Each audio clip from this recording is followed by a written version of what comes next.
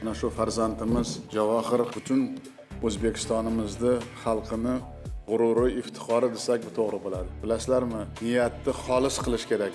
Niyatimiz xolis ediki, mana shu farzandimiz mana shu dunyo hamjamiyatiga yana bir marta O'zbekistonning nomini, yangi O'zbekistonning shabodasini yetkazilsak, bu ham to'g'ri bo'ladi. Shuning uchun biz qancha g'ururlansak, qancha faxrlansak, Javohir bilan arziydi. O'zbekiston shaxmat tarixida ilk bor FIDEning nomzodlar turnirida erishgan yuksak g'alabang bu tarixiy voqea. Bilginki, bu butun xalqimizning, yangi O'zbekistonning g'alabasi, yurtimizga, elimizga yarashib turgan bunday quvonchli kunlar, yutuqlar albatta bardavom bo'lsin. FIDE reytingidagi top 5 ta shaxmatchining 2 nafar o'zbek o'g'loni Javohir Sindarov va Nodirbek Abdusattorov ekani barchamizga albatta katta g'urur va iftixor bag'ishlaydi.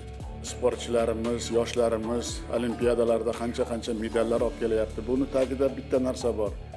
Tizim bor, raqobat bor, ishonch bor, sharoit bor desak bu ham to'g'ri. Ziyolilar, yozuvchilar bilan, shoirlar bilan, san'at arboblari bilan o'tirganda g'urur bilan aytdim men. Javohir toshda olib keladi. Sizlar she'rlarni yozaveringlar dedim, asarlarni yozaveringlar dedim.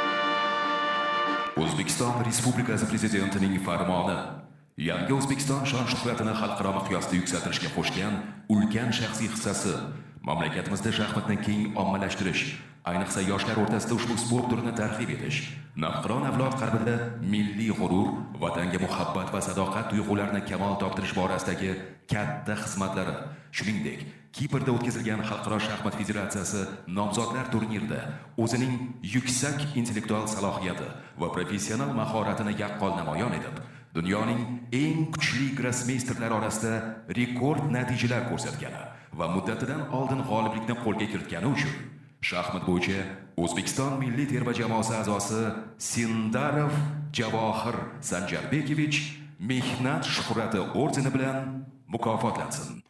O'zbekiston Respublikasi Prezidenti Shavkat Mirziyoyev.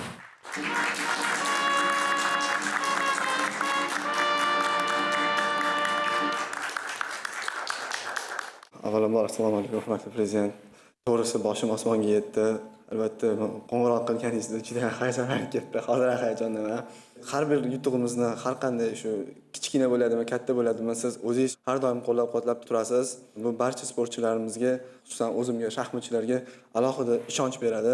Men ushbu musobaqadan so'ng yopilish marosimidan keyin o'zimni shu o'zbek yurti o'g'loni ekanligimdan faxrlanib ketdim. Ko'zlarimga yosh kelib ketdi, chunki shunday nufuzli musobaqada chiqishi o'zi oson bo'lmadi, lekin chiqqandan keyin butun dunyoga o'zbek o'g'lonlari nimaga qodirligini ko'rsatdi. Buni hammasini tagida albatta sizni qo'llab-quvvatlab turishingiz, sizni shu siyosatingiz sportga, yoshlarning hamma taraflama rivojlanishiga qaratadigan e'tiboringiz turibdi. Agar siz ruxsat bersangiz, shu Kiprdan olib kelgan kichkinagina sovg'am, ya'ni shu kubogimni sizga topshirsam, ushbu kubok boshlanishi va nasib bo'lsa, tojni ham olib kelganda sizning qo'lingizga topshirgan chiqimlarga yetkazishdan katta rahmat.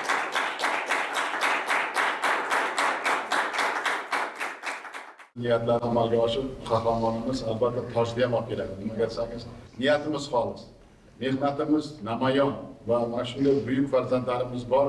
Biz hech qachon rejalarimizdan orqaga qaytmaymiz va dunyo hamjamiyatiga Xorazmiy bobomiz, Beruniy bobomizni mehnatlarini amalda albatta ko'rsatamiz. Javohir farzandim yana bir marta tabriklab, sihat salomatlik tilab, butun O'zbekiston faxri, g'ururisan.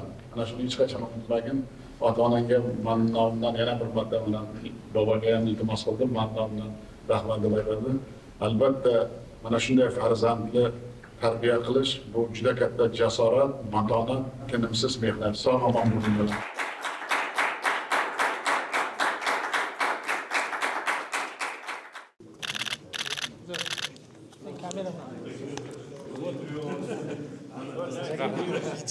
Assalomu alaykum Javohir. Javohir, siz bu safar kandidatlar turnirida juda ko'p rekordlarni urdingiz. Eng ko'p g'alaba va eng ko'p yuqori ochko bilan yakunladingiz. Bilasizmi, yana bitta rekord urdingiz. Siz 6 oy ichida O'zbekiston rahbaridan ikkinchi mukofotni qabul qilayotgan yagona o'zbekistonliksiz. Qanday hislar o'tdi? Jahon kubogini yutib, ushbu musobaqa yo'llanmani qo'lga kiritganimda yurtboshimiz taqdirlab menga aytdilar, men senga ishonaman. Xudo xohlasa jahon tojini ham O'zbekistonga olib kelasan deb aytdilar. Endi nima desa bo'lar ekan, musobaqagacha yo'l juda ham qiyin kechishi aniq edi, lekin yurtboshimiz qo'llab-quvvatlab va bu narsa menga har bir o'yinda juda ham kuch berib turdi va ushbu musobaqani to'g'risini aytsam, unaqa qiynalmasdan hamma yangi rekordlarni urib tashladim. Endi shu tojga o'yin kutib o'tiribdi. Mana bugun yurtboshimiz o'zlari ishonch bilan aytdilar, xudo xohlasa Javohir o'g'limiz tojni ham olib keladi. Albatta o'zim ham bunga ishonaman va nasib bo'lsa ushbu tojni ham qo'lga kiritib, shaxsan yurtboshimizni hurmatli prezidentimiz o'zlariga topshirishga va'da beraman.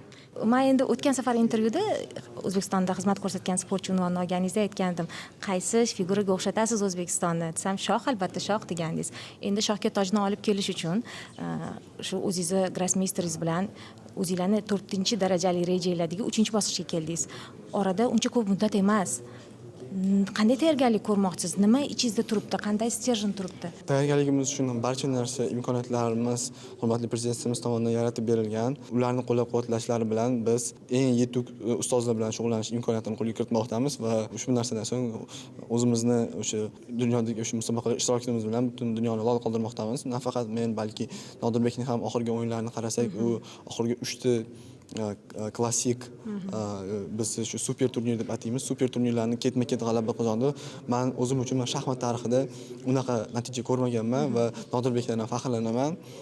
Xudo xolasa bu uni ham yutuqlarini boshlanishi, u ham nasib bo'lsa keyingi yil bo'lib o'tadigan nomzodlar jahon o'sha musobaqasida g'alaba qozonib, nasib shu ikkita o'zbek jahon toji uchun kurashishni men orzu qilaman va bu narsa bir kun amalga oshadi deb o'ylayman. Tojlar uchun faqat o'zbeklar kurashadigan davr kelamiz, xuddi boksga o'xshab, menimcha. Albatta. Davlat tomonidan hali urg'u berilmayotgan bir paytda juda ko'p yosh shaxmatistlarimiz federatsiyani faoliyatidan norozi bo'lgan holatlar bo'lgan, adolatsizlik bo'lgan, hamma o'zini mashinasini sotib, oxirgi chaqasiga bolalarini chet elga jo'natgan paytlarni ko'rganmiz. Mana shu O'zbekistonda potirlab mana shunday katta, kuchli avlodni chiqayotgani qaysi bir nima deydi, sehrli palchka deydi-yu, qalamcha orqali paydo bo'ldi. Nima deb o'ylaysiz? Siz ichida yuribsiz-ku. Haqiqatda ham shunday bo'lgan. Bundan 5-6 yillar oldin federatsiyadagi muammolar, shaxmatimizdagi muammolar bilasiz. Deyarli barcha grossmeisterlar O'zbekistondan chiqib ketib qoldi. Rustam Qosimjonov Germaniyada, Gulruhbegim Tohirjonova Amerikada, hatto Javohir ham agar bizga sharoit bo'lmaydigan bo'lsa, men ham shaxmatni tashlayman yoki bo'lmasa boshqa federatsiyaga o'tib ketaman degan fikrlari bo'lgan. Nima uchun deganda haqiqatda shaxmat o'z holiga tashlab qo'yilganda hech kim shaxmat bilan. Endi shaxmat bu birinchi navbatda murabbiy degani. Shunday. Murabbiy. O'zimizda murabbiy bo'lmasa, chiqqan murabbiylar ketib qolsa, moliyaviy qiyinchiliklar sabab ustoz yo'q.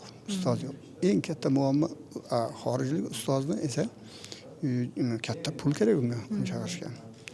Mana keyingi yillarda davlatimiz rahbarining sportga e'tibori kuchaydi. Birdaniga o'sha talantlar, iste'dodlar yomg'irdan keyin qo'zi qornida chiqa boshladi. Nima uchun? Chunki talantning o'zi bilan uzoqqa borib bo'lmasligini biz bildik. Unga qo'llab-quvvatlar, davlat qo'llab-quvvatlar albatta bo'lishi kerak. Prezidentimizdan mana shunday og'irlanish siyosati, sportga katta e'tibor, katta mablag' berilyapti hozir. Bu yil bo'ladigan Olimpiadaga, butun jahon shaxmat olimpiadasiga tayyorgarlik ko'ryapti. Hammasi yetarlicha turnir bor. Yetarlicha musobaqa bor. Borish kelishlari anaqa. Kim bunda o'ynamaydi? Kim talant o'zi iste'dodlar o'zini ko'rsatyapti. Shuning uchun bugun yana yaqinda ikkita shaxmatchimiz birdaniga grossmeisterga aylandi. Ular o'zimizda. Endi menimcha o'ylaymanki bir katta to'lqin boshlanadi va bu to'lqinda yangi o'sha iste'dodlar keladi. Jahon tamadduniga menimcha munosib hissa qo'shadigan 3-renessans avlodlar bo'ladi. Ochiq olib kelganda ham balki o'zimiz yurtimizda bo'lar. Yana sizni tabriklab, yana sizni mukofotlar qurshovida ko'rishdan biz faqat xursand bo'lamiz. Albatta, Javohir va'da berdi prezidentga, shu tojni sizga olib beraman dedi.